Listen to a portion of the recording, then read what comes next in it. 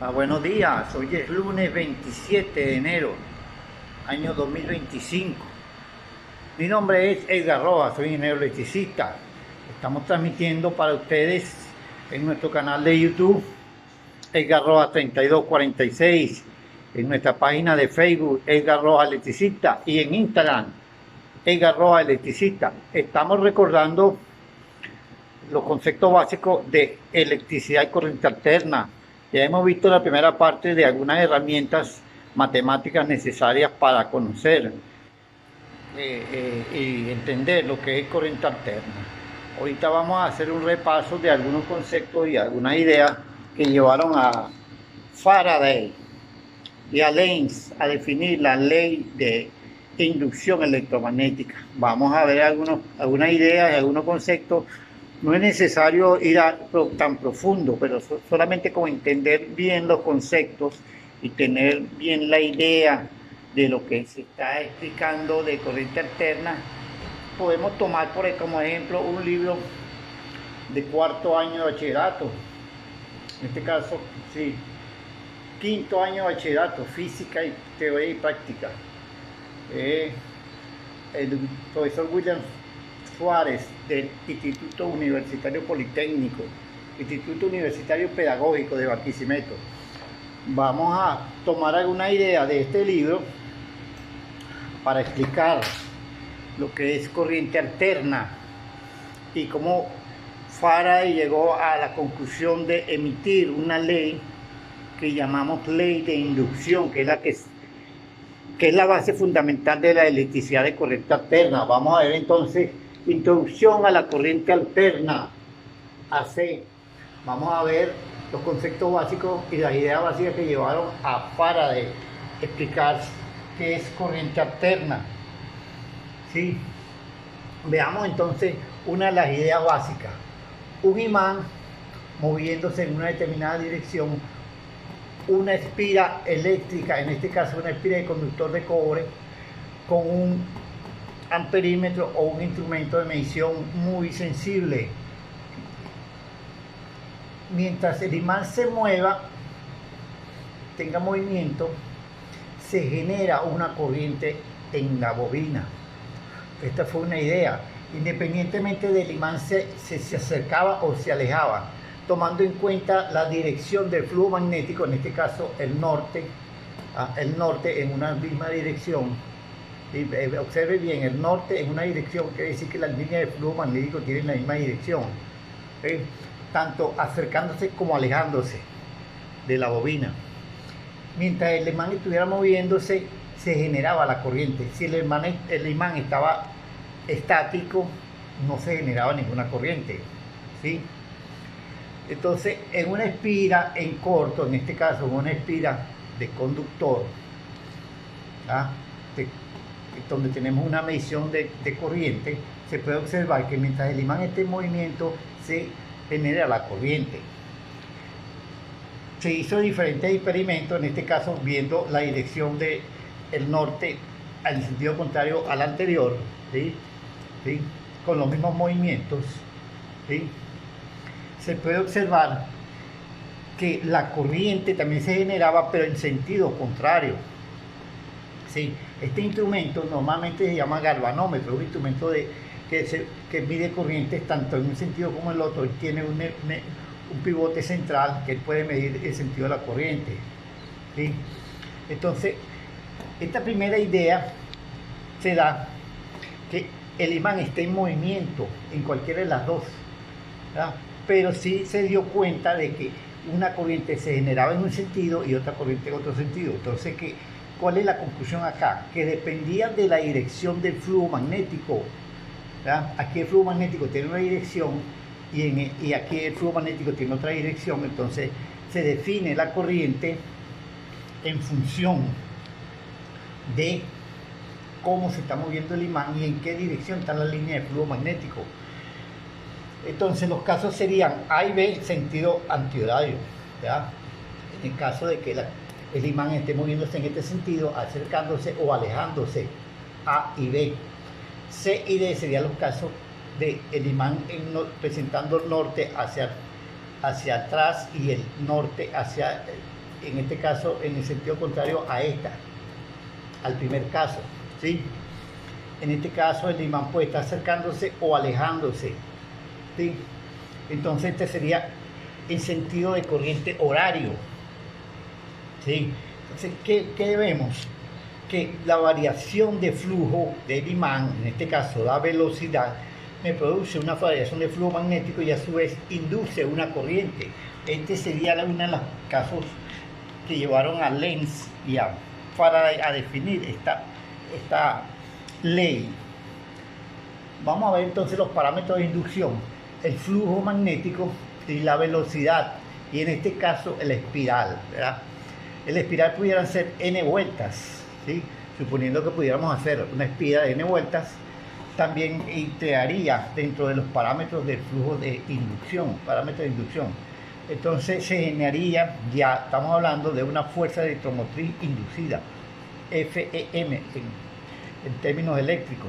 La fuerza electromotriz inducida es directamente proporcional al flujo, a la bobina, en este caso la longitud de la bobina, y la velocidad con que se mueva el campo magnético, en este caso la velocidad del imán, ¿sí?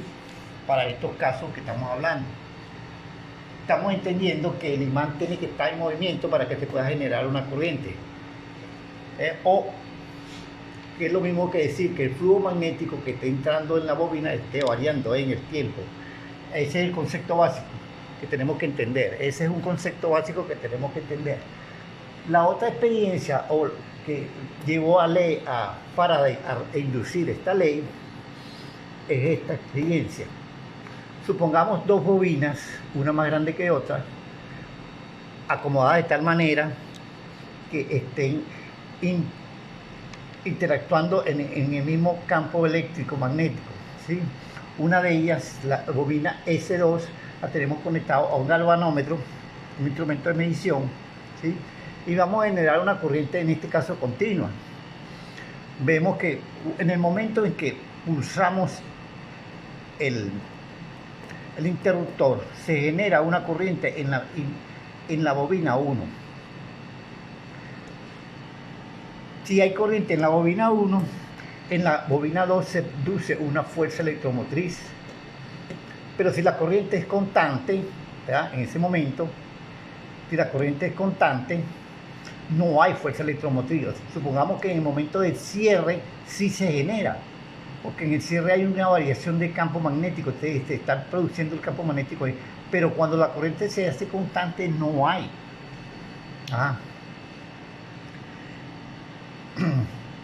Si la corriente no es constante, la fuerza electromotriz varía, entonces sí, en ese 1 se genera una fuerza electromotriz.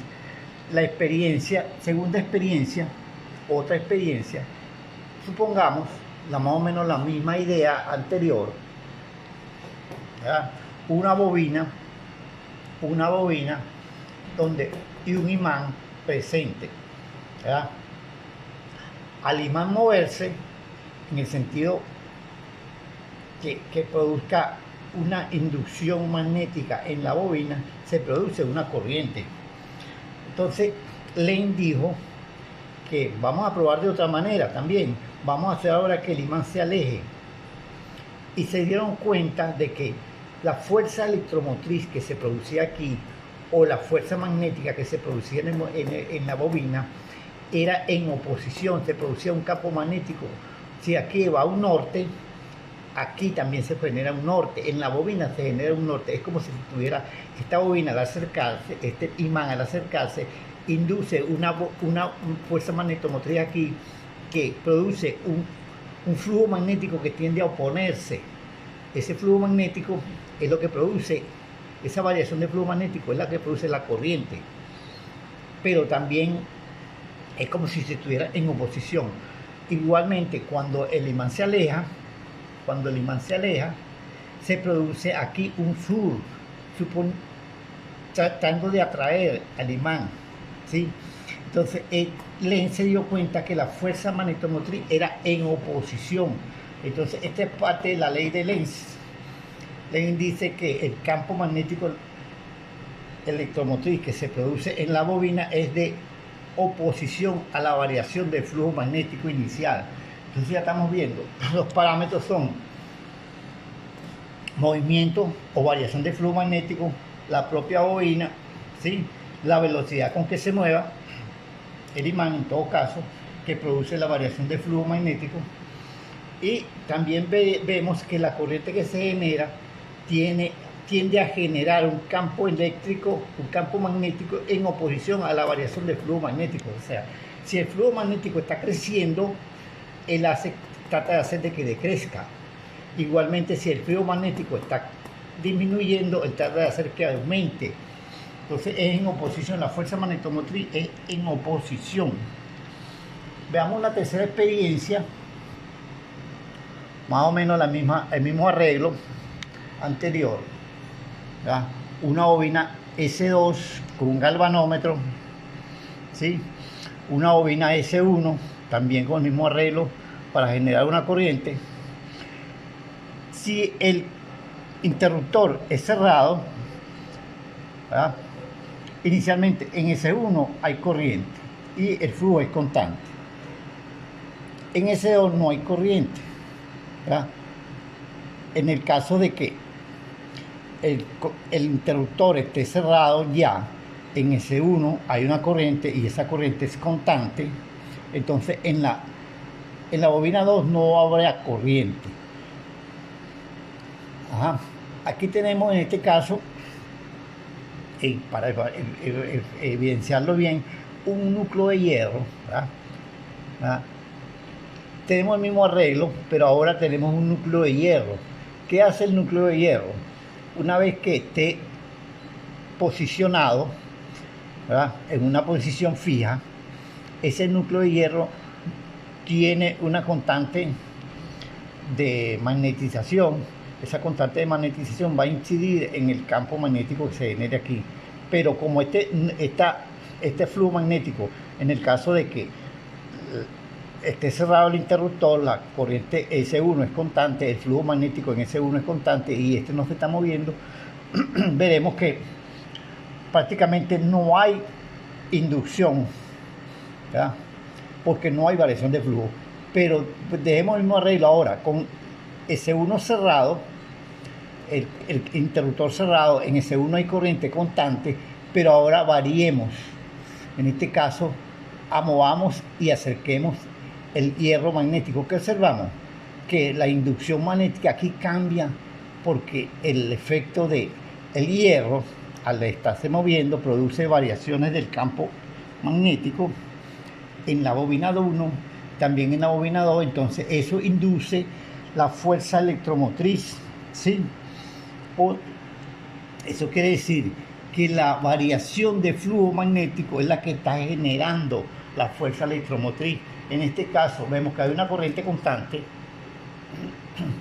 pero en la bobina 2 no se genera, y se genera cuando exista movimiento del núcleo de hierro, en este caso este núcleo de hierro. Entonces todas estas tres leyes, todos estos tres experimentos nos llevan a una conclusión, que la fuerza electromotriz inducida, o la fuerza magnética, en este caso la fuerza eléctrica que hace que la corriente se presente, es debido a la variación del flujo magnético. Indudablemente que también tiene que ver el número de espiras que se genere, porque se da cuenta que a mayor número de espiras, mayor es la corriente, y a mayor la velocidad, mayor la corriente. Entonces esto nos está llevando a una conclusión muy general, que se llama ley de inducción electromagnética. Ese es el principio básico con que se mueven todos los motores eléctricos, los transformadores, y es lo que produce o nos lleva a la conclusión de que sin el movimiento o sin la velocidad relativa del campo magnético presente, no habría fuerza electromotriz inducida. Entonces vamos a ver esa conclusión a través de estos ejemplos, ¿sí? Siempre tiene que haber de alguna manera un movimiento o una variación de flujo magnético para la electromotriz. Mi nombre es Edgar Roa, soy el ingeniero electricista. Estamos ya concluyendo esta esta sesión de introducción a la corriente alterna. Estamos ahorita en mi casa. Para poder entender sistemas un poquito más complejos como estos, donde tenemos contactores, equipos de protección, interruptores, para poder entender un equipo sencillo como este o un esquema sencillo como este, tenemos que conocer cómo se genera la corriente alterna para después tener idea de cómo utilizarla de forma segura y eficiente. Mi nombre es Edgar Rojas, sígueme en YouTube, Edgar Rojas 3246, en Facebook, Edgar Rojas Electricista, en Instagram, Edgar Rojas Electricista. Estamos transmitiendo para ustedes electricidad, corriente alterna, generando ideas, generando contenido, generando aprendizaje para las personas que quieran aprender electricidad y corriente alterna. Soy ingeniero electricista, jubilado, graduado en el Politécnico Barquisimeto, ya con mucha experiencia tanto en el área de trabajo de campo como en el área de educación e instrucción y mejoramiento de personal. Edgar Rojas Electricista, en YouTube Edgar Rojas 3246.